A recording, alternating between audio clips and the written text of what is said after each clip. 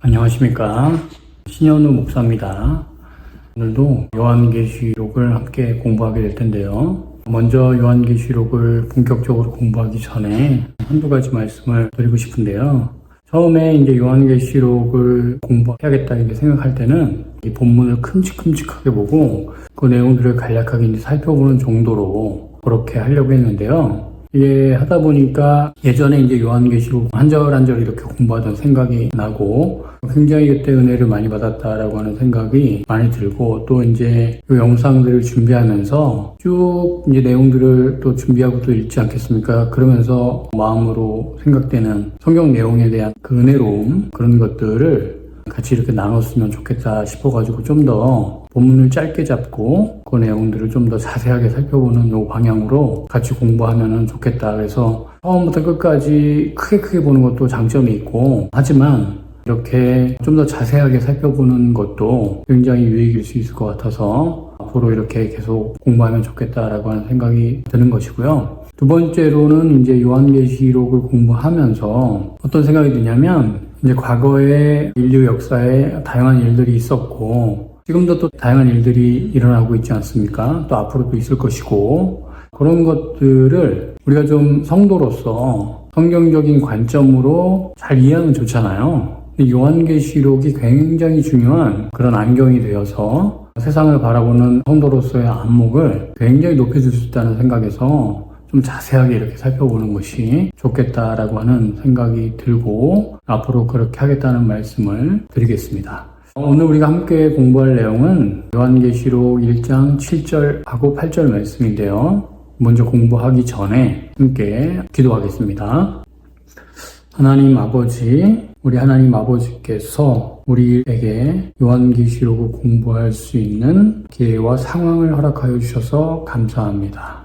우리 하나님 우리에게 은혜 주시고 깨달음 허락하여 주셔서 이 주의 거룩하신 말씀이 우리의 영혼까지 잘 흡수될 수 있도록 은혜 베풀어 주시고 그리고 우리가 이 땅을 살아가는 이 삶의 내용 가운데에 충분히 우리가 은혜 받은 이 요한계시록의 내용이 드러날 수 있도록 우리 하나님께서 은혜 베푸시기를 간절히 소원하고 하나님께서 친히 인도하시기를 소원합니다. 예수 그리스도 이름으로 기도하였습니다. 오늘 우리가 공부할 말씀 아까 말씀드렸듯이 계시록 1장 7절 8절 말씀인데요. 제가 한번 읽어보도록 하겠습니다. 볼지어다 그가 구름을 타고 오시리라. 각 사람의 눈이 그를 보겠고 그를 찌른 자들도 볼 것이요 땅에 있는 모든 족속이 그로 말미암아 애곡하리니 그러하리라. 아멘. 주 하나님이 이르시되 나는 알파와 오메가라. 이제도 있고 전에도 있었고 장차 올 자요 전능한 자라 하시더라. 이 말씀을 가지고 오늘 함께 공부할 텐데요. 자, 7절 어떻게 시작하고 있습니까? 볼지어다 이렇게 시작하고 있죠. 이 볼지어다라고 하는 구절이 나오면 그 다음 내용은 굉장히 내용에 집중시키고 환기시키는 어떤 그런 역할을 하는 구절입니다. 굉장히 중요한 내용이 나온다. 그렇게 우리가 생각하시면 되고 이어지는 말씀을 보니까 어떻게 되어 있냐면 구름을 타고 오시리라 이렇게 되어 있습니다. 구름을 타고 오시리라. 누가? 그는 이제 예수님이겠죠. 예수님이 구름을 타고 이 땅에 다시 오시겠다. 이런 말씀입니다. 구름을 타고 온다라고 하는 것은 사람으로서 불가능한 거죠. 하나님만 하실 수 있는 일입니다. 그래서 이제 구름을 타고 왔다 그러면 예수님께서 신적인 위엄, 신적인 영광 그것을 가지고 계신다. 그런 뜻이고 또 구름을 타려면 이제 구름은 하늘에 있지 않습니까? 그 위로부터 하나님 우리 예수님께서 계신 하늘로부터 이 땅에 내려온다. 그런 의미가 있습니다. 그럼 이제 구름을 타고 오면 다 눈에 띄겠죠. 그래서 이어지는 말씀이 각인의 눈이 그를 보겠고 그를 찌른 자들도 볼 것이요 땅에 있는 모든 족속이 다 예수님을 보고 그 다음에 이어지는 행동이 애곡하겠다 이거잖아요. 그렇죠? 그러니까 예수님께서 이 땅에 처음 오셔가지고 이 땅에 공생애를 사시고 십자가에 못 박혀 죽으시고 그럴 때는 지역이 한정돼 있었습니다. 이스라엘이라고 하는 유대 땅이라고 하는 지역이 한정돼 있었는데 이제는 그렇지 않다는 거예요.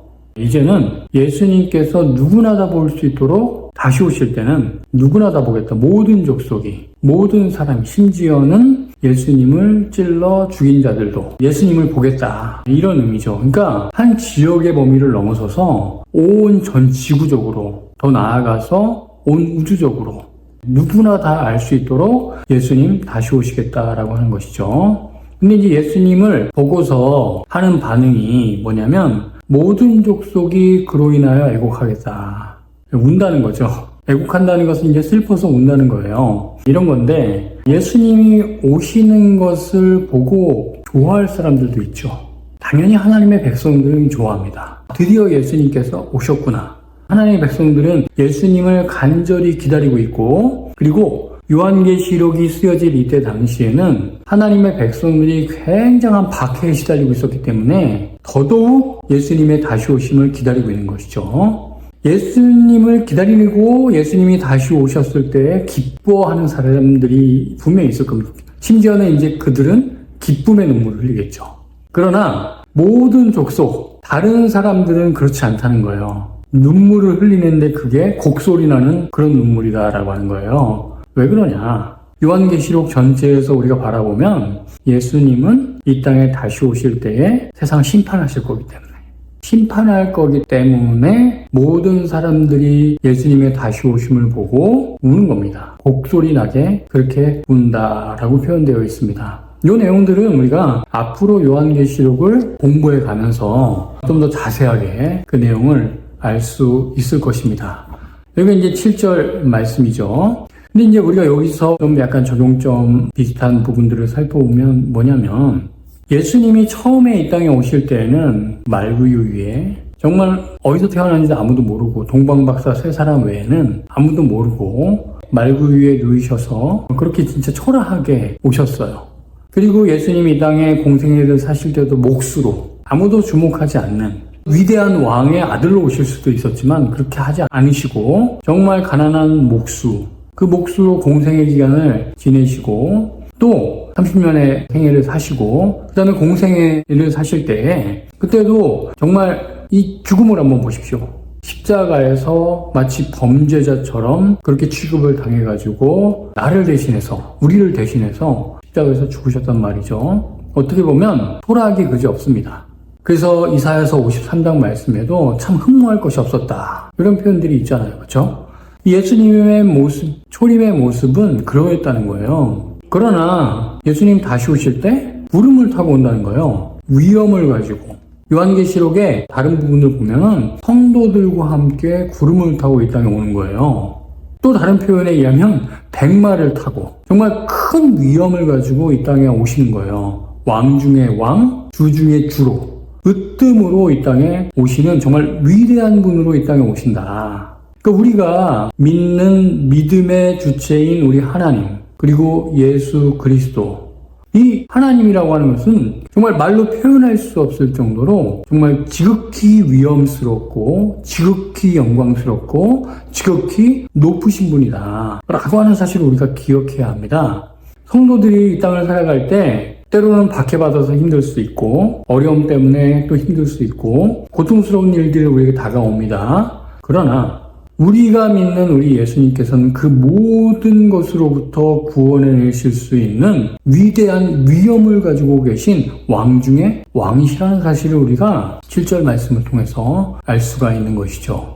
그래서 우리가 이 땅에 살아갈 때 좀 약간 우리의 고통의 문제로 인해서, 그리고 때로는 힘든 일로 인해가지고 의기소침하고 좌절하고 어려울 때 있지만 우리를 돌보시는 분, 나와 함께 하시는 분, 내 믿음의 주체가 되시는 바로 그분은 정말 위대하시다. 나도 또한 그렇게 될 것이다. 우리 지난주에 공부한 대로 예수님께서 이 땅에 오셔가지고 피 흘리신 이유, 그 이유는 나를, 하나님의 백성인 나를 왕 같은 제사장으로 만들어주기 위해서 이 땅에서 피 흘리시고 죽으시고 다시 부활하신 거 아니겠습니까? 우리를 그렇게 만들어주실 위대한 분이다. 우리가 믿는 예수 그리스도께서 그런 분이다 라고 하는 사실을 기억하시면서 신앙생활 하시면 좋겠습니다. 그 다음에 이어지는 8절 말씀을 우리 다시 보면, 주 하나님이 가라사대 나는 알파와 오메가라, 이제도 있고 전에도 있었고 장차 올 자요 전능한 자라 하시더라. 이제 이렇게 되어 있습니다. 우리 지난번에 말씀드린 대로 이 말씀이라고 하는 것은 출애굽기 3장 16절 그 말씀과 깊은 연관관계가 있습니다. 그러나 이제 이게 확대됐어요. 이제도 있고 전에도 있고 장차 올 자요라고 하는 하나님에 대해서 묘사하는 이 부분은 과거에도 계셨고 지금도 계시고 미래에 오실 분이라는 사실이에요. 그러니까 영원하신 분이라는 거죠. 영원한 분.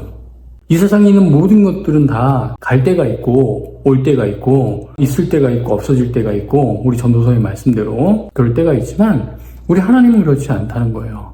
하나님은 영원히 그냥 그대로 변치 않는 우리 하나님께서는 영원히 그 상태로 계시다라고 하는 거예요. 그러니까 우리가 이 세상에서 뭔가를 의지해요. 근데 그거는 지금 있지만 언젠가는 없어질 수 있어요. 예를 들어서 돈이나 권력 같은 거. 내가 어떤 사람을 의지하면 그 사람이 마음이 바뀔 수도 있고 나를 지금은 좋아하지만 나를 싫어할 수도 있고 어떤 대상을 의지하면서 살아갈 수 있어요. 아니면 자기 자신을 의지할 수 있어요. 자기의 힘, 자기의 능력. 그러나 내 자신을 믿고 의지한다 할지라도 나는 내가 얼마나 약한 존재인지 감기만 걸려도 그 감기 바이러스에서 헤어나오지 못해서 힘들고 어려운 그 상태, 병약한 상태 그런 자기 자신을 보면 얼마나 연약한 존재인지 우리가 알게 되잖아요. 근데 하나님은 그렇지 않다는 거예요. 하나님은 과거에도 그대로 계셨고 지금도 그대로고 앞으로도 그대로 계셨는데 그분이 이 땅에 오실 거라는 사실. 우리가 믿고 의지할 만한 정말 위대한 분이다라고 하는 사실이 이 하나님에 대한 묘사, 이 구절 가운데에 담겨져 있습니다. 또 하나는 하나님이 나는 누구냐? 알파와 오메가라 이렇게 말씀하십니다. 알파는 이제 우리가 그리스 알파벳 보면은 맨 첫자가 알파고 맨 마지막이 이제 오메가인데 그걸 통틀어가지고 처음과 끝이라고 하는 어떤 그런 표현. 그러니까 이것도 마찬가지로 이제 영원하시다 이런 내용인데 이제 어디 찾아보니까는 알파와 오메가라고 하는 이 표현은 요한계시록에 쓰여질 당시에 그 이방의 마술사들이 있잖아요. 막 그런 사람들이 그 위대한 신적인 존재를 지칭할 때 알파 오메가라고 했다는 거예요. 그러니까 이제 그 표현을 그대로 차용해가지고 하나님의 백성들에게 혹은 예수 그리스도를 믿어야 될 필요성이 있는 많은 이방 사람들에게 마술사들이 얘기하는 그런 대상, 보이지도 않는 어떤 그런 대상이 알파와 오메가가 아니라 진짜 알파와 오메가는 구름 타고 다시 오실 예수 그리스도라.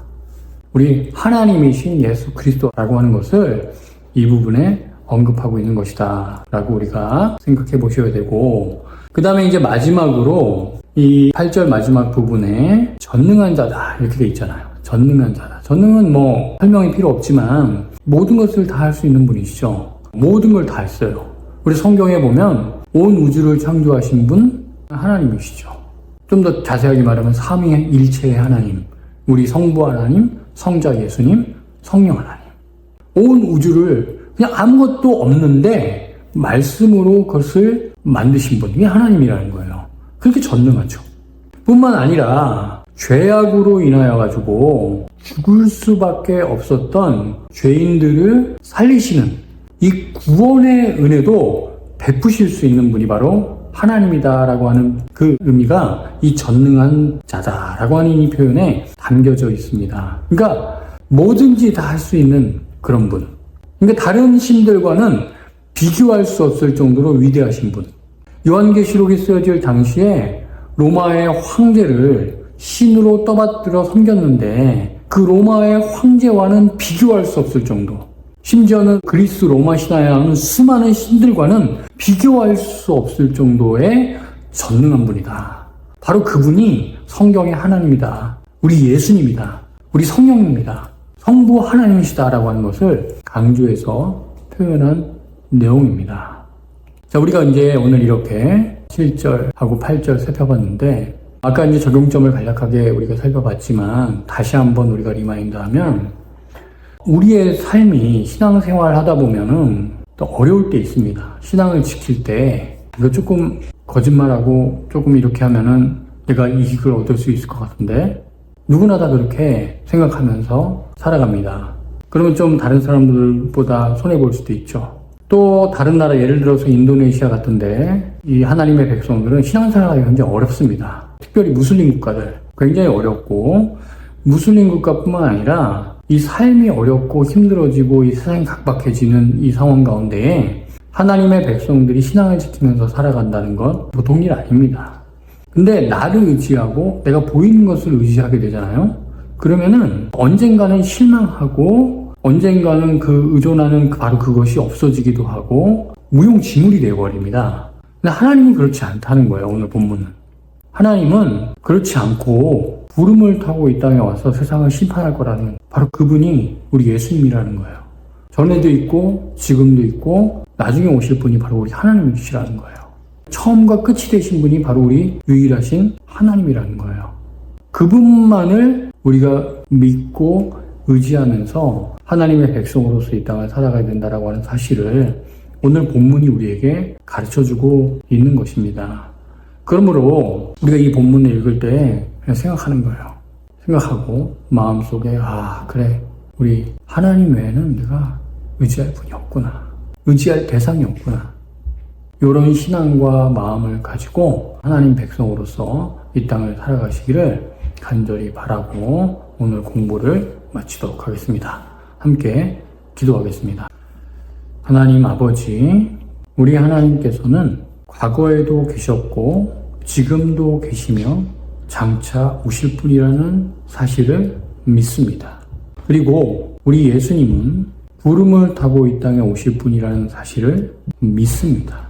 우리가 이 세상 살아가면서 하나님의 백성으로서 하나님을 예배한다 하면서 다른 것 의지하지 않고 오로지 전능하시며 영원하신 우리 하나님만 의지하면서 이 땅을 살아가게 하여 주시옵소서. 예수 그리스도 이름으로 기도하였습니다. 아멘.